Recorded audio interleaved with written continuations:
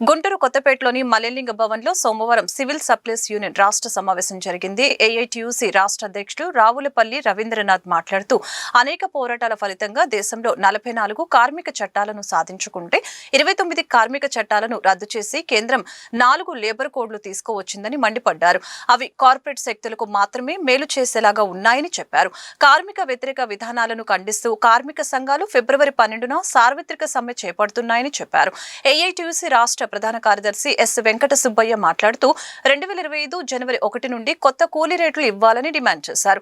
ఇంతకు ముందే నోటీసులు ఇచ్చామని ఈ అంశంపై చర్చకు పిలవాలని అన్నారు. చల్లా చినాంజనేయులు, రావుల అంజుబాబు తదితరులు పాల్గొన్నారు.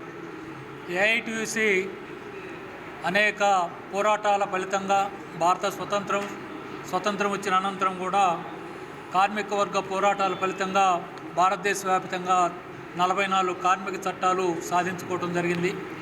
మొన్న నవంబర్ 21వ తేదీన ప్రధానమంత్రి నరేంద్ర మోడీ గారు ఈ 44 కార్మిక చట్టాల్లో 29 కార్మిక చట్టాలు రద్దు చేసి 4 లేబర్ కోడ్లు తీసుకురావడం జరిగింది. ఈ 4 లేబర్ కోడ్లో కార్మిక వర్గం ఇప్పటివరకు పోరాటాల ద్వారా సాధించుకున్న హక్కులన్నీ కూడా కాలరాయబడ్డాయి. ఇప్పుడు నరేంద్ర మోడీ గారు తెచ్చినవన్నీ కూడా కార్పొరేట్ శక్తులకు ఉపయోగపడేటటువంటి చట్టాలు మాత్రమే అవిగా మిగిలిపోయినాయి. అందువల్ల ఈరోజు కార్మిక వర్గం పెద్ద ఎత్తున పోరాటాలు చేయాల్సినటువంటి పరిస్థితి వచ్చింది.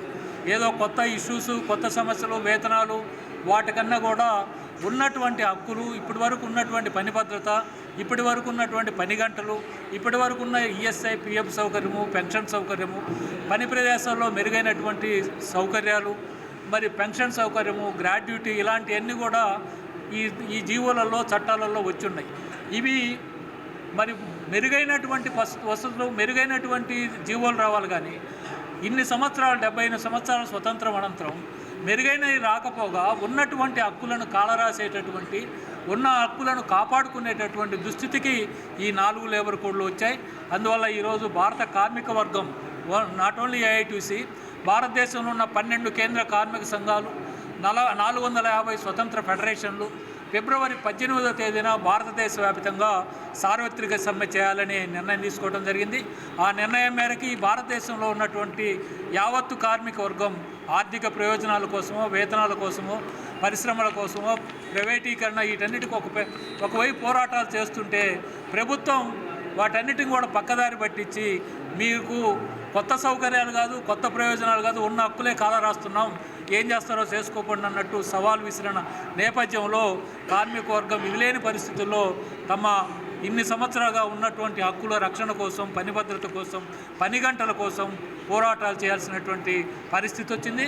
అందుకనే ఈరోజు ఫిబ్రవరి 18వ తేదీ దేశవ్యాప్త సమ్మె జరగబోతోంది. ఈ రాష్ట్ర ముఖ్యంగా ఈ సివిల్ సప్లై కార్పొరేషన్లో హమాలీ కార్మికులకు గత 2 సంవత్సరాలకు ఒకసారి అగ్రిమెంట్ చేసే ఆనవాయితీ ఉంది. ఇప్పటి నుంచి ఆ సాంప్రదాయం కొనసాగుతూ ఉంది.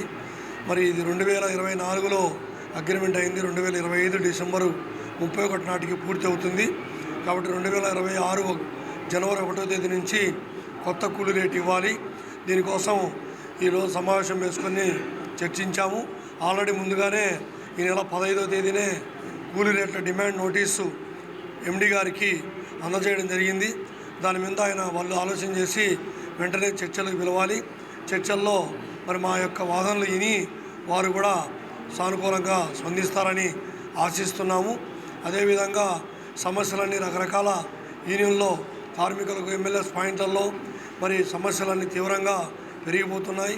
ఈరోజు స్టేజ్ 1 కాంట్రాక్టర్లు మరి లారీ వచ్చిన తర్వాత హమాలీలు చేస్తున్నటువంటి ఈ కష్టానికి మరి మామూలు కూడా ఇవ్వకుండా ఎగరగొట్టే పరిస్థితి.